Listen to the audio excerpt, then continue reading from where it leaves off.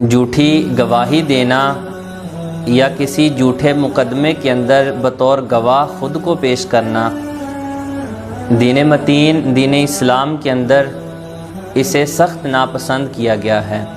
ایک تو ویسے ہی یہ عادت مذموم ہے، اور دوسرا دین اسلام کے اندر اللہ اور اس کے رسول نے اس عمل کو بھی بہت زیادہ ناپسند فرمایا ہے۔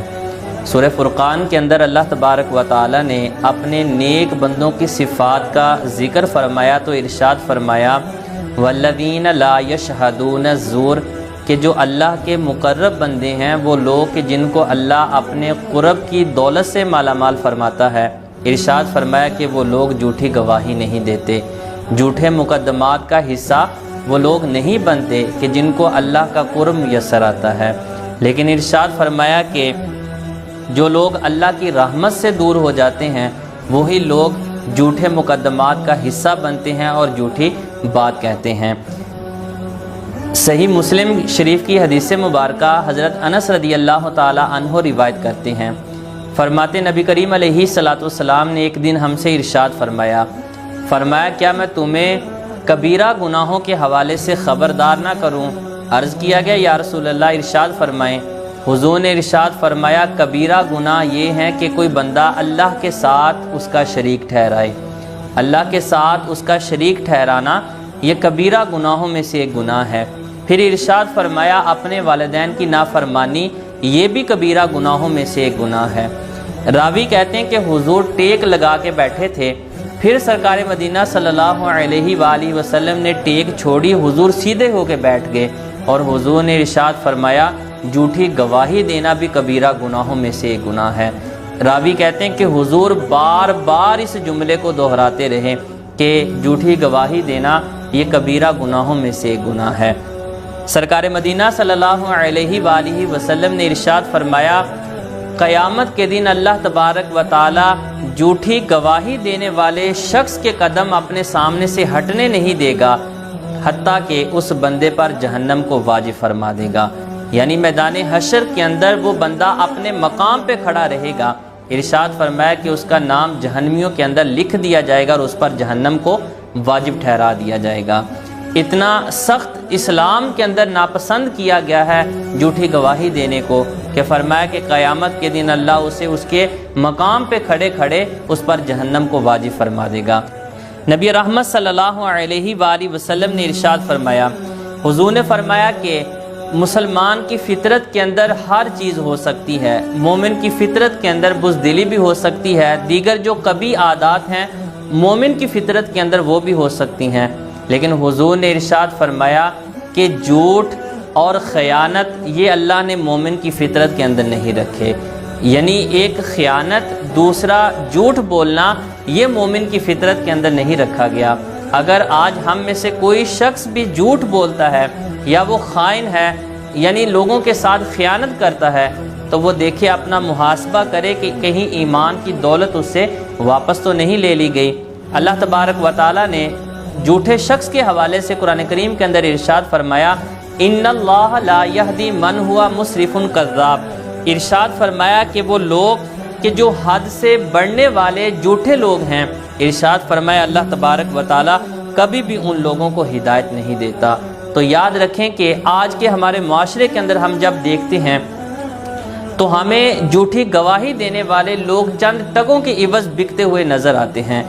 لوگ اپنے مقدمات کو مضبوط کرنے کے لیے، اپنے حق کے اندر فیصلے کروانے کے لیے ایسے لوگوں کا سودا کرتے ہیں جنہیں چند پیسوں کے عوض خریدا جاتا ہے اور اپنے مقدمات کو مضبوط بنایا جاتا ہے۔ یاد رکھیں کہ اسلام کے اندر جھوٹی گواہی دینا یا جھوٹے مقدمے کا خود کو حصہ بنانا یہ ایسا قبیح جرم ہے، ارشاد فرمایا کہ اس کی سزا صرف اور صرف اللہ کے نزدیک جہنم کی صورت میں ہے۔ اللہ ایسے بندے کو دردناک عذاب میں مبتلا کرے گا جس بندے نے جھوٹی گواہی دی یا اپنے مقدمے کو مضبوط کرنے کے لیے کسی جھوٹی گواہی کا سہارا لیا۔ آقا کریم علیہ الصلوۃ والسلام کا ایک اور بھی فرمان سماعت فرمائیں۔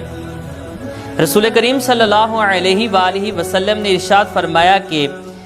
جس بندے نے کسی کا مال جھوٹی گواہی کے ذریعے حاصل کیا، حضور نے فرمایا کہ جس کو وہ مال دیا جا رہا ہے وہ بندہ اس مال کو واپس کر دے۔ فرمایا اس لیے کہ جھوٹی گواہی کے ذریعے جو مال حاصل کیا گیا ہے، فرمایا کہ وہ جہنم کے ٹکڑوں میں سے ایک ٹکڑا ہے جو اس بندے کو دیا جا رہا ہے۔ یعنی کسی کا مال جھوٹی گواہی کے ذریعے حاصل کر لینا، ارشاد فرمایا کہ یہ جہنم کے ٹکڑوں میں سے ایک ٹکڑا ہے جو دیا جا رہا ہے۔ فرمایا کہ ایسا مال لینے سے بہتر یہ ہے کہ اس مال کو واپس کر دیا جائے۔ امام ذہبی علیہ رحمہ آپ روایت کرتے ہیں، آپ فرماتے ہیں کہ جھوٹی گواہی دینے والا بندہ کئی گناہوں کا ارتکاب کرتا ہے، وہ جھوٹ بولتا ہے، دوسرے پر جھوٹ باندھتا ہے، مسلمان کے عزت کو، مسلمان کے مال، اس کی جان کو نقصان پہنچاتا ہے، اور آپ فرماتے ہیں سب سے بڑھ کر یہ ہے کہ یہ ظلم ہے جو دوسرے پر کیا جاتا ہے۔ اور نبی پاک صلی اللہ علیہ وآلہ وسلم کا فرمان ہے، حضور نے ارشاد فرمایا کہ اللہ تبارک و تعالی مظلوم کی دعا کو رد نہیں فرماتا۔ فرمایا مظلوم جب ہاتھ اٹھا کے اللہ کے حضور دعا کرتا ہے، فرمایا مظلوم کی دعا کے لیے اللہ آسمان کے سارے دروازے کھول دیتا ہے، اس کی دعا آسمانوں سے بلند ہوتی ہے۔ رب تعالی اپنے عزت و جلال کی قسم ارشاد فرماتا ہے اور فرماتا کہ اے بندے میں ضرور تیری دعا کو قبول کروں گا۔ شیخ سعدی شرازی علیہ رحمہ فرماتے ہیں کہ مظلوم کی دعا کے اندر اتنی قبولیت رکھی گئی ہے، فرمایا اگر مظلوم دعا کرے تو اللہ تبارک و تعالی پانی اور مٹی کے اندر بھی آگ لگا دیتا ہے، یعنی اس قدر مظلوم کے دعا کو قبول کیا جاتا ہے۔ اگر جھوٹی گواہی کے ذریعے کسی کا حق غصب کیا گیا، کسی پر ظلم کیا گیا، اس بندے نے اللہ کے حضور ہاتھ اٹھا دیے، تو ہم سمجھ لیں کہ پھر ہم نے اپنی دنیا بھی برباد کر لی اور ہم نے اپنی آخرت کو بھی تباہ کر دیا۔ ایک بڑا خوبصورت جملہ اسے دل کی تختیوں پہ نقش کرنا چاہیے۔ وہ صاحب فرماتے ہیں کہ ہمیں ہمیشہ اس بات سے ڈرتے رہنا چاہیے کہ ہماری وجہ سے کوئی بندہ رات کی تاریکی کے اندر اللہ کے حضور ہاتھ اٹھا کے رو نہ رہا ہو، کیونکہ اگر ہماری وجہ سے کوئی بندہ اللہ کے حضور رو دیا تو ہم سمجھ لیں کہ ہم نے اپنے ہاتھوں سے اپنی دنیا بھی تباہ کر لی اور ہم نے اپنی آخرت بھی برباد کر لی۔ آقا کریم علیہ الصلوۃ والسلام نے ارشاد فرمایا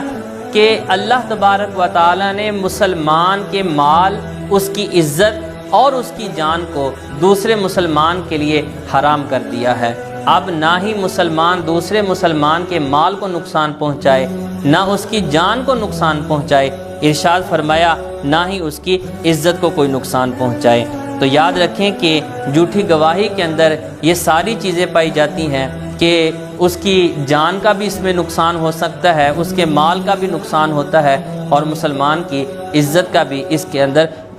نقصان پایا جاتا ہے۔